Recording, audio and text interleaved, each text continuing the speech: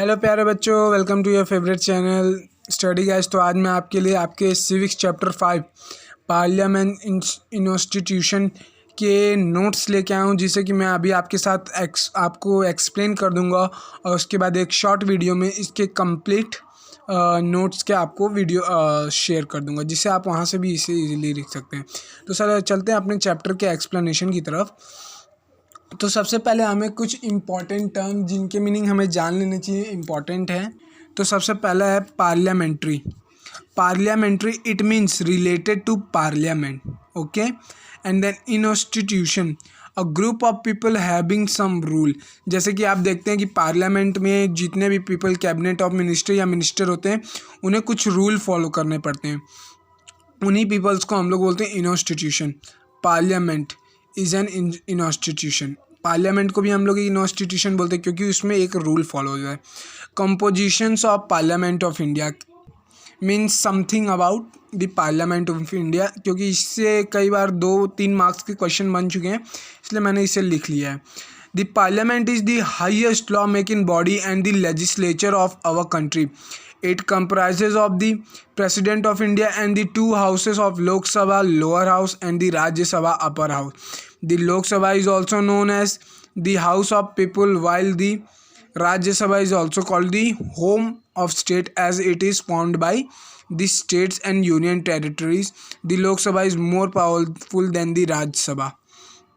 आप लोग जैसा कि जानते हैं, पार्लियामेंट का हमारा एक सिस्टम होता है। पार्लियामेंट होता है, उसमें वो हमारे पूरे इंडिया का हाईएस्ट लॉ मेकिंग बॉडी होता है, क्योंकि कोई भी लॉ बनता है तो हमारे पार्लियामेंट में कैबिनेट यानी कि दोनों हाउसेस के मिनिस्टर्स के सिग्नेचर के बाद वो बिल हमारे प्रेसिडेंट के पास जाता है, और प्रेसिडेंट का सिग्नेचर होने के बाद वो एक लॉ बन जाता है। और हमारे प्रेसिडेंट भी पार्लियामेंट के राज्यसभा के हिस्सेदार हैं, वो भी एक मेंबर हैं, ठीक है। तो हमारा पार्लियामेंट इसी के साथ साथ एक 2 हाउसेस का कंसिस्ट होता है, 2 हाउसेस से मिल के बना होता है। सबसे पहला होता है लोकसभा और दूसरा होता है राज्यसभा। लोकसभा वो होता है लोअर हाउस, इसे हम लोअर हाउस कहते हैं क्योंकि इसमें इलेक्टेड मेंबर्स, कुछ जैसे मान लीजिए किसी स्टेट्स के, अभी हमारा पार्लियामेंट में बीजेपी चल रहा है, तो वहाँ से जो जो मेंबर्स इलेक्टेड हुए हैं बीजेपी के, वो लोग वहाँ पे रहेंगे लोकसभा में। और राज्यसभा में हमारे इलेक्टेड मेंबर्स रहेंगे, जो कि स्टेट्स के रहेंगे, और यूनियन टेरिटरीज़ के। इन लोगों को अपॉइंट करने का काम प्रेसिडेंट ऑफ इंडिया का रहता है, तो वो सेलेक्ट करते हैं और अपॉइंट करते हैं। उसके बाद हमारा आता है, अब जब हम लोग ये पढ़ ले कि पार्लियामेंट होता क्या है, अब उसके बाद हम लोग उसके 2 हाउसेस यानी लोकसभा और राज्यसभा के जैसा कि हमने उन दोनों का भी मीनिंग पढ़ लिया, समझ लिए। अब उनके कैसे पीपल इलेक्ट होते हैं, क्या नेसेसरी थिंग्स होती हैं जो चाहिए रहती हैं लोकसभा या राज्यसभा का मेंबर बनने के लिए। तो qualifications to be the member of Lok Sabha and the Rajya Sabha, पहले she should be the citizen of India, वो एक इंडियन होना चाहिए। Her age to be 25 for Lok Sabha, 25 साल का होना चाहिए उसे लोकसभा के लिए, और 30 साल का होना चाहिए उसे राज्यसभा का मेंबर बनने के लिए। She should not be a bank corrupt का मतलब होता है प्यारे बच्चों कि वो कोई कर्जा बैंक से ना लिया हो, और मान लीजिए आप कोई कर्जा लेते हैं बैंक से और उसको चुका नहीं पाते हैं, ऐसे पर्सनस को बोला जाता है bankrupt. She should not be in government job, उसे गवर्नमेंट जॉब में नहीं होना चाहिए। Her name should be in the voter list, उसका name voter list of India में होना ही चाहिए।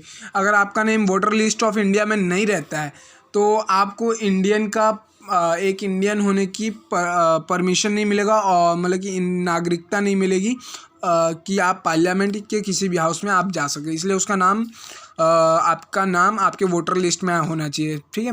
उसके बाद इन दोनों हाउस के मैंने कुछ डिफरेंसेस लिख लिए हैं, क्योंकि कई बार डिफरेंसेस पूछते हैं।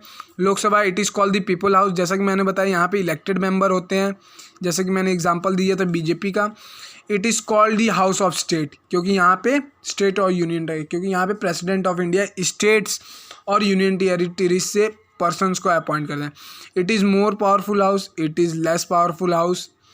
It is meant for 5 years, Lok Sabha 5 साल के लिए होता है। आप देखते हैं हर 5 साल के बाद हमारा इलेक्शन होता है, इसलिए इसे हम लोग बोलते हैं लोकसभा 5 ईयर के टर्म के लिए होता है, और राज्यसभा होता है वो 6 साल के टर्म के लिए होता है। उसके बाद it is called temporary house because it can be dissolve by the president of India, it is called the permanent house.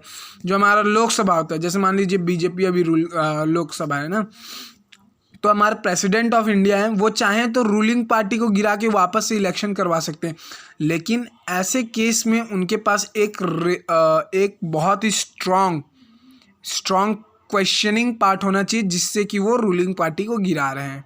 जैसे कि मान लीजिए रूलिंग पार्टी, आपको एग्जांपल देते हैं अभी श्रीलंका का, वहाँ पे जो पार्टी थी वो लोग कंट्रोल नहीं कर पा रही थी सिस्टम को, तो वहाँ के जो प्रेसिडेंट थे वहाँ की गवर्नमेंट को बार बार चेंज कर दिया जा रहा था। तो वैसा ही एक कोई केस चाहिए जिसमें एक president of India new election process के लिए अपॉइंट करा सकते हैं। It is also called permanent house. इस हाउस को परमानेंट इसलिए कहा जाता है क्योंकि ये हाउस को प्रेसिडेंट ऑफ इंडिया डिसॉल्व नहीं कर सकते हैं। वो 6 ईयर का टर्म है, तो पर्सन अपॉइंट हो गए हैं तो उसके बाद ही चेंज होंगे। It has 543 houses, it has 250 houses. अब चलते हैं आगे। अब थोड़ा सा स्पीकर ऑफ लोकसभा और राज्यसभा के बारे में जान लेते हैं। जैसा कि हम लोग ने पहला लेयर में बनाया था अपने पार्लियामेंट को, दूसरा लेयर में बनाया उसके दोनों हाउसेस को, तीसरा लेयर में हमने पार्लियामेंट के दोनों हाउसेस के क्वालिफिकेशंस को जाना, चौथा में उनके डिफरेंस को जाना। अब उसमें जो स्पीकर होता है, वहाँ का हेड होता है जो कंट्रोल करता है वो काउंसिल की मीटिंग को, अब उसके बारे में जानेंगे। ठीक है, तो speaker of Lok Sabha, there is an office of speaker of the Lok Sabha to conduct the house. He is elected by the member of the house. Member of house में से किसी एक को इलेक्ट किया जाता है, मतलब कि कुछ पर्सन्स के नेम रिप्रेजेंट किए जाते हैं और उन लोग को मेंबर जो हाउस के रहते हैं वो लोग वोटिंग करते हैं और वहाँ से सेलेक्ट होता है speaker. He is her main functions are. जो स्पीकर ऑफ लोकसभा होता है उसकी क्या मेन फंक्शंस होती हैं? She presides over the meeting of Lok Sabha. He maintain the discipline in the house. Discipline की मेंटेन करना रहता है। She has the power to recognize the money bill. और जैसे कि मैं बता दूँ, हमेशा पहले भी हर किसी भी केस में मनी बिल जो रूलिंग पार्टी होती है, जो लोकसभा में इलेक्टेड मेंबर होते हैं, वही लोग शो करते हैं। अगर राज्यसभा वो मनी बिल को शो करती है तो लोकसभा अगर चाहे तो उस मनी बिल को वो रिजेक्ट भी कर सकता है। इसलिए मनी बिल के केस में Lok Sabha is always more powerful than Rajya Sabha. अब चलते हैं राज्यसभा के स्पीकर के बारे में देख लेते हैं। बच्चों, एक हमेशा जनरल नॉलेज का क्वेश्चन रहता है कि who is the speaker of Rajya Sabha. तो आपको कई बार ऑप्शन में दे दे the president, the vice president of India, the president of India, the vice president of India, the prime minister, the council of minister। तो उसमें हमेशा याद रखिए राज्यसभा का always the speaker is the vice president of India. The vice president of India is the x official chairman of Rajya Sabha. He is elected by the member of both the houses. और जैसा कि हम लोग जानते हैं, जब एक प्रेसिडेंट को अपॉइंट किया जाता है तो प्रेसिडेंट के अपॉइंटमेंट के टाइम में जो फर्स्ट रहता है उसे द प्रेसिडेंट ऑफ इंडिया का पोजीशन मिलता है, और जो सेकंड आता है उसे वाइस प्रेसिडेंट का पोजीशन मिलता है। इनके the power and function of vice president of India, generally he work as the vice president of India, वो तो जानते ही हैं। In case of death or resignation of president of India, he works as the president of India. अगर मान लीजिए हमारे अभी के प्रेसिडेंट, मान लीजिए द्रौपदी मुर्मू है, तो उनका अगर डेथ हो जाता है तो जो हमारे वाइस प्रेसिडेंट है वो अब नए प्रेसिडेंट बन जाएंगे for that time. After 2 to 3 months again the election will be hand so that the new president can be appointed. अब जैसा कि हम लोग ने अभी पढ़ा, पहला सीडी क्या था, पार्लियामेंट के बारे में, दूसरा सीडी था उसके दोनों हाउसेस, उनका मीनिंग, उनके डिफरेंस, उसके वहाँ के मेंबर बनने के लिए क्या क्या क्वालिफिकेशन होने चाहिए। अब छठवां में हम लोग ने पढ़ा वहाँ के स्पीकर कैसे बनते हैं, या फिर वहाँ के स्पीकर कौन होते हैं और उनका क्या फंक्शन होता है। अब सातवां पढ़ेंगे हम the power and function of parliament of India. The power and function of parliament of India. The parliament is the highest law making body of our country, ये तो हम लोग जानते हैं, और इसको हिंदी में संसद कहा जाता है, संसद भवन, लेजिस्लेटिव पावर। तो अगर आप किसी भी टर्म का अगर मतलब समझ जाते हैं तो आपको ऐसे लंबे लंबे पैराग्राफ याद नहीं करने पड़ेंगे, आप उन्हें खुद से बना के लिख सकते हैं। तो सबसे पहला होता है term legislative power.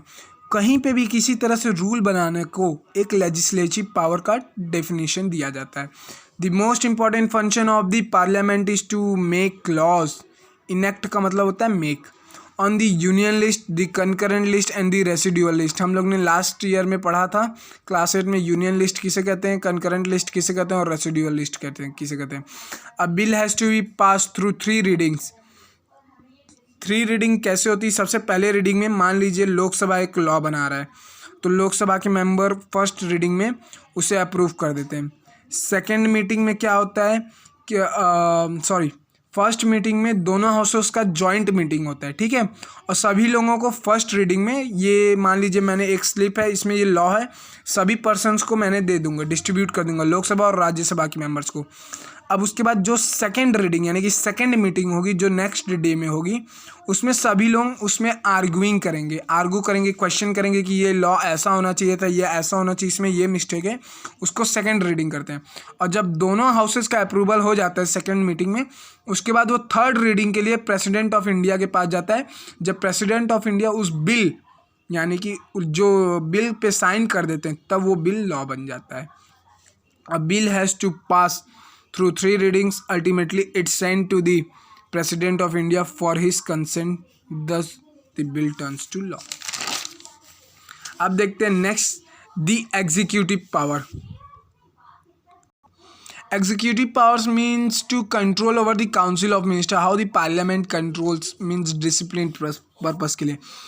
The council of minister, the parliament in the mother body, while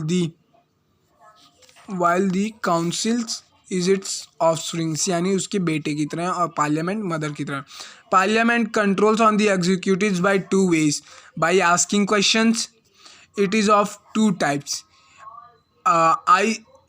I start and non-start answering. For start question is given immediately, and the other way to control is to passing different motions like censuration, cut motion, no confidence motion etcetera. तो ये start और non start पहला होता है जो parliament तुरंत executive से कुछ क्वेश्चन पूछती है। तो वो क्वेश्चन पूछने के 2 टाइप्स के होते हैं, एक होता है स्टार्ट, एक होता है नॉन स्टार्ट। स्टार्ट का मतलब ये होता है कि जैसे मान लीजिए आप लोग सामने क्लास में बैठे हैं, मैं आपसे पूछ देता हूँ who is the president of India, तो वो स्टार्ट क्वेश्चन है, आपको तुरंत उसका आंसर देना है। तो आप लोग बोलेंगे sir Draupadi Murmu is the present president of India. तो ऐसे क्वेश्चन जिनका आंसर पार्लियामेंट में जो काउंसिल ऑफ मिनिस्टर या जो भी बैठे रहते हैं मिनिस्टर्स, उन्हें तुरंत आंसर देना पड़ता है, उसे हम लोग कहते हैं स्टार्ट क्वेश्चन। अब नॉन स्टार्ट क्वेश्चन, अब मान लीजिए मैं आपसे बोल देता हूँ कि आप लोग जो टॉपिक है व्हाट इज़ ग्रीन रेवोल्यूशन, उसको बताइए। तो आप लोग बोलेंगे कि सर हमें टाइम चाहिए, तो मैं अगर आपको टाइम दूंगा, आप नेक्स्ट डे आके उसका आंसर देते हैं, उन्हें कहते हैं नॉन स्टार्ट क्वेश्चन।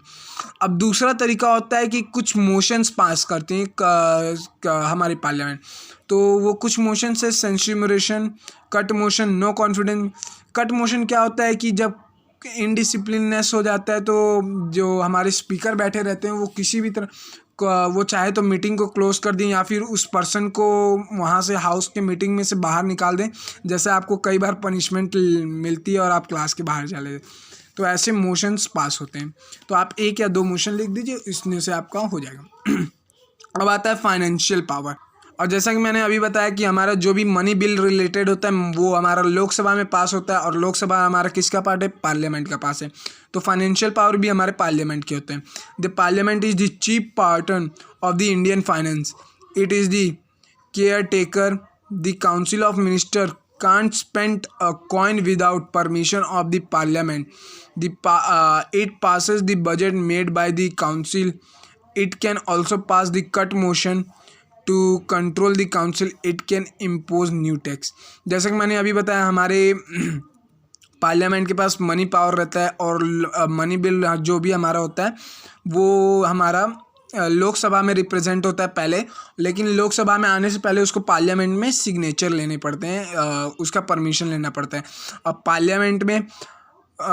पार्लियामेंट में अगर मान लीजिए हमारे जो प्राइम मिनिस्टर हैं नरेंद्र मोदी, उन्हें कोई नया रिफॉर्म या फिर नया गवर्नमेंट स्कीम फॉर्म करना है, तो उसे वो लॉन्च करने से पहले उसमें जितना भी पैसा लगेगा, मान लीजिए वो 200 करोड़ का कोई रिफॉर्म है, तो उसके लिए वो जो कंट्री से पैसा लेंगे, मतलब कि जो भी गवर्नमेंट पैसा लेंगे, तो उसके लिए उन्हें पहले पार्लियामेंट में बताना पड़ेगा कि ये रीज़न है, ये इसके ये हैं, ये कारण है। उसके बाद उन्हें जाके वो पैसा मिलेंगे। यहाँ पे कोई भी पैसा वो अपने मन से उठा नहीं सकते हैं। ठीक है बच्चों। और जैसे कि मैंने अभी आपको कट मोशन बताया था, वो सब बस वही है कि वो अपने काउंसिल जो इन रूल्स को डिसओबे करते हैं, उन्हें जो स्पीकर रहते हैं वो बाहर भी निकाल सकते हैं या कुछ पनिशमेंट दे सकते हैं। नेक्स्ट आता है हमारा एक इलेक्टोरल पावर।